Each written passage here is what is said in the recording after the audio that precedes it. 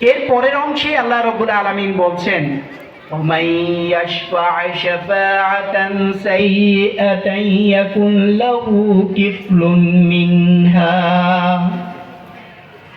যেই ব্যক্তি অন্যায় কাজে সুপারিশ করবে, পাপ কাজের সুপারিশ করবে, সেও তার অংশ পাবে। এখন আমরা পৃথিবীতে ভালো কাজ করে গেলাম, সমাজের জন্য একজন ভালো নেতা নির্বাচিত করে গেলাম, এই সমাজের নেতার মাধ্যমে যত ভালো কাজ হবে, আমরা পৃথিবীতে থাকি আর না থাকি তার সুফল আমরা পাবো না ইনশাআল্লাহ।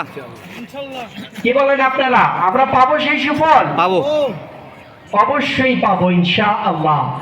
আর যদি আমরা এমন কাউকে নির্বাচিত করে যাই, সে যত পাপ কাজ করবে, সে যত খারাপি করবে, যে যত